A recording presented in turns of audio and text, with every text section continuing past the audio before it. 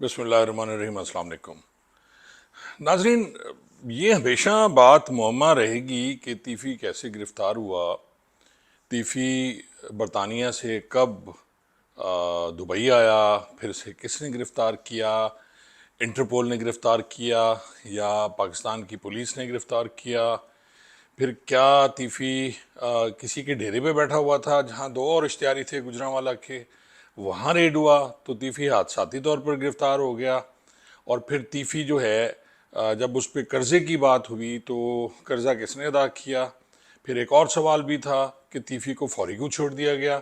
उसने केस का जो यहाँ केसेस थे दुबई में उसके खिलाफ पैसे के लेन देन के, उसका किसने इतनी जल्दी उसे छुड़वा लिया गया और फिर वो अचानक कराची कैसे पहुंच गया। तो नाज़रीन, इन सारी बातों का जवाब मैं आज आपको दुबई से दूंगा। और मैं आपको फिर कुछ ये भी बताऊंगा कि बहुत से सहाफ़ी हजरात किस किस तरह की बातें करते हैं, उन्होंने अपने व्लॉग्स में, पॉडकास्ट में कैसी कैसी बातें की, उनका जवाब भी मुझे देना है कि जो फजूल बातें लोग करते हैं वो क्यों करते हैं। भाई, आप तस्दीक के साथ बात करें, आपकी समझ में अगर बात आती है तो करें, नहीं आती है तो ना करें। लेकिन यहाँ आपको पता है कि व्यूज़ लेने के चक्कर में हर आदमी दौड़ में शामिल है और बस वो फजूल बातें किए जा रहा है और व्यूज़ लिए जा रहा है झूठ बोल के। अच्छा नाज़रीन, मैं जैसे कि अर्ज़ कर चुका हूँ कि मैं इस वक्त दुबई में मौजूद हूँ और मैंने फिर परसों में आया, कल सारा दिन मैंने लगाया इस बात पे कि तीफ़ी के बारे में पता किया जाए कि तीफ़ी कहाँ से गिरफ्तार हुआ। अब नाज़रीन, तीफ़ी जो है वो बहुत कम लोगों को पता है कि एक बरस पहले तीफ़ी जो है वो दुबई में आ गया था। लोग ये कहते हैं कि अभी कुछ अर्सा पहले तीफ़ी जो है वो दुबई में आया और वो पकड़ा गया। ये बात गलत है। तीफ़ी एक साल कबल दुबई बरतानिया से, ग्लासगो से दुबई आ गया था क्योंकि उसका वीज़ा ख़त्म हो रहा था। यहाँ से बैठ के वो कोशिश कर रहा था अपना वीज़ा लगवाने की, लेकिन क्योंकि रेड नोटिस जारी हुए और इसके इश्तिहार वगैरह जो पाकिस्तान से जारी हुए, उससे इसके लिए बहुत सी मुश्किलात पैदा हो रही थी। सबसे बड़ी बात यह है कि मुद्दई मुकदमा जो हैं वो ट्रकों वाला ग्रुप जो है पूरा, वो बड़ा पैरवी कर रहा था इस बात की कि तीफ़ी जो है वो हर तरीके से गिरफ्तार हो, क्योंकि मेन उनका मुलजिम यही था, या गोगी था या तीफ़ी था। अब तीफ़ी गिरफ्तार होता है जी दुबई से नाहदा में। नाहदा एक जगह है नाजरीन, शारजा और दुबई के दरमियान। जो दुबई जिन्होंने देखा है, खासा अच्छा एरिया है वहाँ ये एक जगह पे था और इसे बाकायदा रैकी करके इंटरपोल, दुबई पुलिस और पाकिस्तान पुलिस के एक अफसर हैं, उन्होंने गिरफ्तार किया और इस पे पूरा काम हो रहा था। ये नहीं थे कि अचानक जो कहते हैं कि अंधे के पाँव के नीचे बटेरा आ गया, ऐसा कुछ नहीं था। बाकायदा प्लानिंग थी, बाकायदा इसके पीछे रैकी हो रही थी, क्योंकि तीफ़ी बहुत समझदार इंसान था और वो अपनी जो उसकी खरीदी हुई जायदाद है यहाँ अरबों रुपयों की, उसमें वो नहीं ठहरता था, बल्कि वो डिफरेंट जगहों पे उसने अपनी हाइट्स बनाई हुई थी। जहाँ कभी किसी बहुत ऐसे दोस्त के पास जाता था जो उसकी मुखबरी ना करे। अच्छा, फिर तीफ़ी जब गिरफ्तार हो जाता है आ, उसके बाद फौरी तौर पे उसे जेल जो है वो भिजवा दिया जाता है। सेंट्रल जेल है दुबई की, उसमें भिजवा दिया जाता है। अब बड़े लोग कह रहे हैं कि नहीं जी, उसे पकड़ा हुआ था, उसे अपने पास रखा हुआ था, कोई पता नहीं क्या बातें कर रहे थे, कोई क्या बातें कर रहे थे। तो यहाँ जो जेल है वो भी मैं कल देख के आया, वहाँ उसको रखा गया था। 3 दिन वो वहाँ रहा। फिर उसका केस जो है जब ट्रांसफ़र के लिए पेश हुआ तो बातें हुई कि जी इसने कुछ पैसे वैसे देने हैं।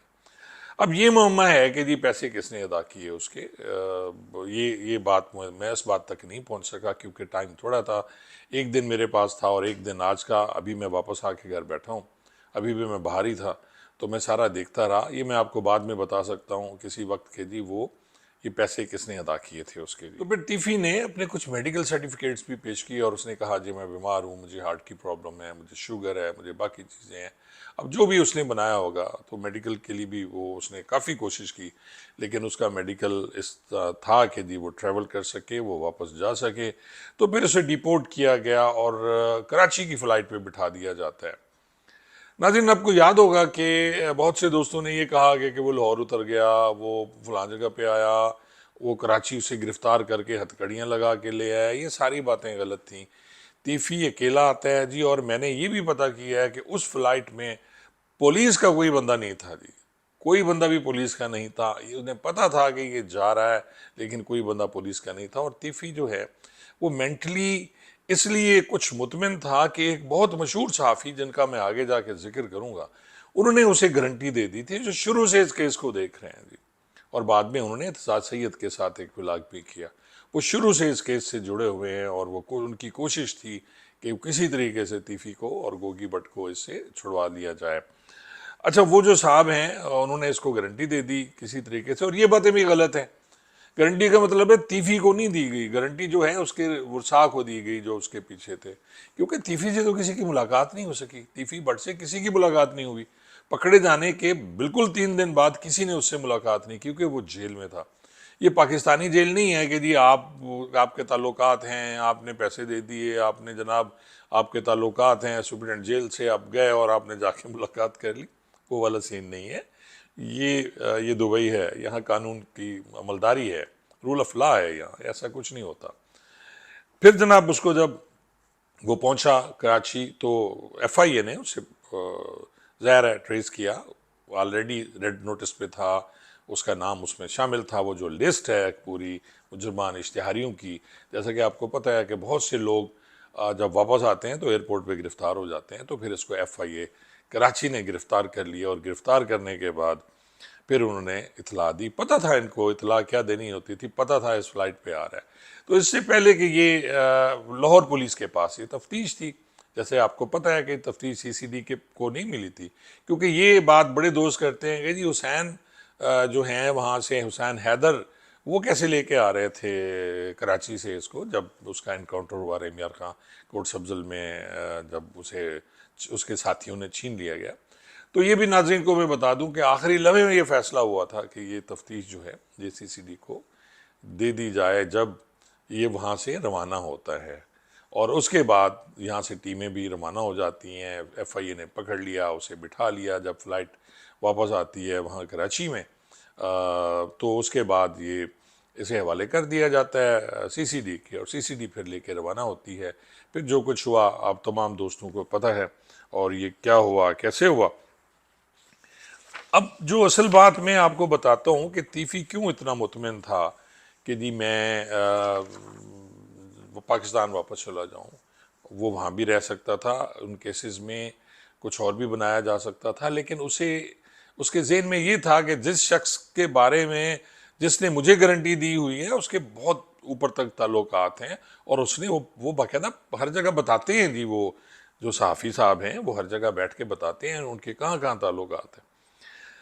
तो फिर जनाब जब मैंने पूरा इस पे पता किया कि जी वो सहाफ़ी साहब जो हैं वो कैसे इतनी बड़ी गारंटी दी थी उन्होंने, तो मुझे पता चला कि इसी साल मई 2025 में जब सीसीडी डिपार्टमेंट बनता है और एडिशनल आईजी जो है उसके सुहेल जफर चट्ठा बनते हैं, तो ये साहब मोहसिन बेग हैं जी, मैं नाम भी ले देता हूँ फिर आगे क्योंकि हमने इसको डिस्कस करना है। मोहसिन बेग साहब जो मुबैना तौर पर जो मुझे बताया गया है कि जी ये इन्होंने मुलाकात की सीसीडी के जो इस वक्त इंचार्ज हैं एडिशनल आईजी सुहेल जफर चट्ठा, और उन्होंने इन्हें कहा कि जी आप तीफी और गोगी दोनों की इनके साथ खुसूसी मेहरबानी करें और ये ना करें ऐसा जो कि खबरें हैं कि उन्हें मार दिया जाएगा इनकाउंटर में या कुछ होगा। तो मेरी जो इतला है उसमें फिर इन्हें गारंटी नहीं दी गई, बस चुप हो गए। एज सच को ऐसी बात नहीं हुई जिसको शायद मोहसिन बेग साहब ये समझे होंगे कि जी शायद गारंटी है इस बात की। और जो पैसों का लेन देन फिर सारी वो मैं आगे आपसे डिस्कस करता हूँ कि किस तरह ये सारी बातें होती रहीं जी। और अच्छा, अब मुख्तलिफ सहाफ़ियों ने, जैसा कि मैं पहले अर्ज़ कर चुका हूँ, मुख्तलिफ विलाग किए, उसमें एक इम्पॉर्टेंट विलाग जो था वो एजाज़ सैयद और जो मोहसिन बेग हैं इन्होंने बैठ के खुल के बात की। 1.5 घंटे का ये इनका पॉडकास्ट था जी, तरह तरह के सवाल हुए, और उसमें जब तीफ़ी भट्ट का नाम आया तो उन्होंने ये कहा कि जी मेरी 30 साल से रफ़ाकत है उनके साथ थी और उस फैमिली के साथ, और मैंने बड़ी कोशिशें की कि इनकी सुलह हो जाए। फिर उन्होंने सारे वाक़यात बताए। फिर उन्होंने जावेद जो भट्ट हैं उनके मर्डर की बात की कि मैं आईजी साहब के पास उसे लेके गया और आईजी साहब ने उसकी तस्वीर बना ली जावेद की, और फिर तस्वीर बना के फिर उसके बाद वो कत्ल हो जाता है। यानी अजीबोगरीब बातें हैं, आप इल्ज़ामात लगा रहे हैं बगैर सबूत के। और मैं हैरान हूँ कि हमारी जो पुलिस है उनके आईजी साहब पे इतने बड़े बड़े इल्ज़ाम कोई नहीं बोलता जी।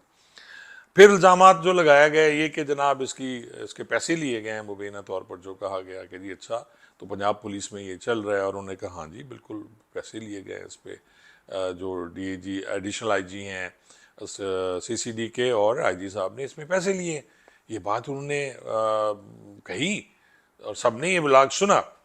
तो आज मैं उनसे अर्ज़ करूंगा कि अगर ये कहा जाए मोहसिन बेग साहब के आपने भी पैसे लिए थे अरबों रुपए इसलिए कि आप उसको कोर्ट में ले जाएंगे और उसका सारा केस देखेंगे, तो आपके पास क्या इसका कोई जवाब है कि आपने पैसे नहीं लिए? तो ये सारी बातें हैं, किसी पे बैठ के इल्ज़ामात लगा देना गलत है। और आपने जो इल्ज़ाम लगाया इस तरह का, वो मेरे ख्याल में नहीं बनता था। आप जैसे सहाफ़ी को, आपका बहुत बड़ा नाम है, आपके बहुत ऊपर तक ताल्लुकात हैं, आपका भी लाहौर से ताल्लुक़ है। आपने कहा जी मैं लाहौर में बाकायदा करता रहा हूँ, यहाँ रिपोर्टिंग करता रहा हूँ, क्राइम रिपोर्टिंग करता रहा हूँ, आपके ताल्लुकात हैं, इसमें कोई शक वाली बात नहीं है। लेकिन आपको ऐसी बातें बगैर सोचे समझे नहीं करनी चाहिए जो आप प्रूव ना कर सकें। और ये कह देना कि आईजी ने, एडिशनल आईजी ने और उन्होंने पैसे लिए हैं, तो इसी तरह है जैसे कि मैं कह रहा हूँ कि जी आपने भी पैसे लिए हैं लेकिन आपका वो केस कामयाब नहीं हुआ, आपने पैसे लिए होंगे। ये तो हो ही नहीं सकता, क्योंकि बहुत सी ऑफर्स चल रही थी कि इतने अरब ले लें, इतने अरब ले लें। और ये हमेशा ही होता है कि जब कुछ ना हो तो फिर बंदा कहता है जी दूसरी साइड तो पैसे ले लेने उन्होंने। ये पुलिस पे हमेशा के इल्ज़ामात लगते हैं, मुझे भी इसका अंदाज़ है। अच्छा, एक और सहाफ़ी ने भी वो दो तीन चीज़ें हैं जो मैं आपको बता दूं सीसीडी के बारे में, ख़ास तौर पे एडिशनल आईजी जो हैं सोहेल ज़फ़र चट्टा के बारे में। मेरी उनके साथ पोस्टिंग नहीं रही कभी भी, लेकिन जब वो रहीम यार खां थे उनकी पोस्टिंग थी, तो मेरी भावलपुर पोस्टिंग थी। मैं भावलपुर सिटी डीएसपी था, फिर मैं यजमान रहा, तो उनकी सारी बातें आती रहती थी। और ज़ाहिर है मेरी बतौर एसएचओ बहुत ज़्यादा पोस्टिंग रही है कोट सब्जल में, रहीम यार खां में, तो मुझे सारा अंदाज़ा है कि वहाँ क्या कुछ होता था और मुझे सारी खबरें आती थी। एक साफ़ी साहब ने जी बड़ी मज़े की कहानी सुनाई। उन्होंने कहा जनाब कि सोहेल ज़फ़र चट्टा ने जब इनकाउंटर करना होता है तो वो उस दिन वो नहाते हैं जनाब, कॉटन का सफ़ेद सूट पहनते हैं, फिर खुशबू लगाते हैं, फिर खुशबू लगा के वो जाते हैं और फिर इनकाउंटर करते हैं। बंदा मारने के बाद वो वापस आते हैं, फिर आके नहाते हैं, फिर नहाने के बाद फिर वो कॉटन का सफ़ेद सूट पहनते हैं, खुशबू लगाते हैं, और खुशबू लगाने के बाद फिर वो सो जाते हैं। उन सहाफ़ी साहब को मैं हैरान, मैं कहता हूँ खुदारा यार, ऐसी बातें करने से पहले कई कई बातें, कई सुनी बातें आप जो सुनते हैं और फिर ऐसे बैठ के आप बोल देते हैं। मैंने ये देखा है कि सोहेल ज़फ़र चट्टा साहब जो हैं वो मीटिंग भी निकर और टी शर्ट पे कर रहे होते हैं। मैंने कई दफ़ा देखा, वो आते हैं टी शर्ट निकर, नीचे जॉगर्स पहने होते हैं जी, और वो या कभी कभी चप्पल भी होती है जो, वो आते हैं। इसी तरह वो ऑफिस में बैठ के क्राइम मीटिंग करते थे। और इसका बहुत से दोस्त जो हैं हमारे एसएचओ डीएसपी कहते थे जनाब हम वर्दी में होते हैं, और सोहेल ज़फ़र चट्टा साहब का हाल देखें जनाब, ये तो निकर में आ जाते हैं और वहाँ इसी तरह मीटिंग करते हैं। और भाई वो शेर है डीपीओ, मैं हमेशा कहता हूँ अंडे थे बच्चे थे, जैसे बैठे हैं यार वो, आपको इससे क्या एतराज़ है? लेकिन ये बात नाज़रीन मैं आपको बता दूँ बिल्कुल गलत है। वो मुझे इतना पता है, मैंने कभी सोहेल ज़फ़र चट्टा को कॉटन का सूट सफ़ेद रंग का भी पहने नहीं देखता। अब इस दौरान तो उनकी एक शर्ट होती है, एक वो पैंट होती है, वही पहन के घूम रहे होते हैं। अब मैं उनका स्पोक्समैन नहीं हूँ, पर जो बातें मेरे इल्म में हैं वो मेरा बताना, मुझे बताना आपको फ़र्ज़ है मेरा कि मैं आपको बताऊँ। फिर एक और सहाफ़ी हैं जी, वो एक और प्रोग्राम में बैठ के उन्होंने इसी तरह कहा, वो सुनिए वो क्या कह रहे हैं, फिर मैं आपको बताता हूँ। सुहेल जफर चट्टा साहब, ये भी एक करेक्टर है पूरे। आपको शायद इनकी हिस्ट्री पता हो कि ये शहबाज शरीफ के दौर में बड़े, जो उनके बरखुरदार थे शहबाज शरीफ के, थे का मतलब है उनके बरखुरदारान के साथ इनका बड़ा अच्छा तल्लक था।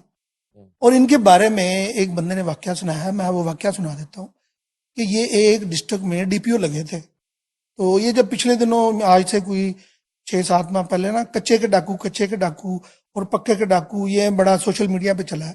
तो उससे रिलेटेड ये एक वाक्य है। तो ये कच्चे के डाकू थे, इनके बारे में ये मशहूर था कि ये जो डाकू में पुलिस का मुखबर होता था, वो आके बता देता था। पुलिस का मुखबर वो होता था जो पुलिस का बंदा नहीं होता था, लेकिन बंदा होता था कोई। ठीक है, सोर्स। वो आके बताता था जी फलां जगह पे इतने बंदे बैठे हैं। तो ये इनके कारे खास जो बंदे थे, वो सरहदी डिस्ट्रिक्ट आप खुद ही चेक कर लें कि ये कहाँ कहाँ रहे हैं, रहीम यार कहाँ रहे हैं, राजनपुर रहे हैं। उनसे ये बंदे को जब वो आगे बताता था ना कि फलां जगह 10 डाकू हैं, 6 हैं, 4 हैं, 2 हैं, उनको बुला लेते थे कि भाजी साढ़े बारे रिपोर्ट आ गई, फलाने रिपोर्ट दी है, ए जमा तफरीक करो, तुझी खा रहे हो। वो बंदे जमा तफरीक करते थे, और वो जो बंदा जो रिपोर्ट देता था उसका अच्छा, इनकाउंटर। इन सहाफ़ी की भी आपने बात सुन ली कि जनाब वो फलां जगह पे थे तो एक बंदा था, वो बंदा नहीं तो बंदे का पुत्र था, तो वो आया, उसने आके जनाब सुहेल ज़फ़र चट्ठो को कहा कि जी वहाँ 6 बंदे बैठे हुए हैं, क्रिमिनल हैं। सुहेल ज़फ़र चट्ठे ने में कच्चे में फ़ोन घुमाया और उन बंदों को कहा कि जनाब तुम्हारी इतला आ गई, अब खैर है, आओ मुझसे मुको, टेबल पे आके मुको। यार खुदा को अकल को अकल के नाखन लो यार, खुदा का खौफ करो। आपको पॉलिसिंग का पता ही नहीं है कि पॉलिसिंग किस तरह होती है। कच्चा आपने देखा नहीं, उस तरफ से तो आप गुजरे भी नहीं है। वहाँ कैसे मुमकिन है कि जी आपको इतला है कि वहाँ बैठे हुए हैं, उसके रेड करने के लिए कच्चे में आपको पूरी नफरी चाहिए, और आप उनको फ़ोन करके जिसे आप जानते नहीं कहेंगे मुझे इतने आगे टेबल ते मुको, मेरे नाल मुकोगे तो मैं आगे दिन छड़ देंगा तो। ओ भाई वो साफ़ी साहब, और इसीलिए मैं कहता हूँ ना कि इन जैसा साफ़ी मैं नहीं हूँ। मैंने पिछला एक व्लॉग भी किया था, जब मेरी वो चल रही है, अभी भी चल रही है, वो डेट आगे में मिल जाएगी, मैं दुबई से वापस आ जाऊँगा तो फिर उसको मैं परसू करूँगा। लेकिन कहने का मतलब ये है नाजरीन कि इस जैसे सहाफ़ी जो बैठ के बातें करते हैं, मैंने कहा मैं आपको सब बताऊं, मैं दुबई में हूँ, बहुत सी बातें यहाँ से मैंने और भी पता करनी है, और जूजू वो मुझे पता चला, अभी कुछ दिन मैं इधर हूँ, 10 दिन 8-10 दिन में इधर हूँ, तो वो मैं आपको सारी बातें बताऊंगा कि दुबई में उनके कहाँ कहाँ बिजनेस थे, क्या था, वो क्या करते थे यहाँ, कैसे छुपे रहे। तो जो मेरे पास खबरें आई मैंने फौरी आपको बता दी। इसके अलावा मुझे जो भी पता चलेगा मैं आपको बता दूंगा जी। Thank you so much.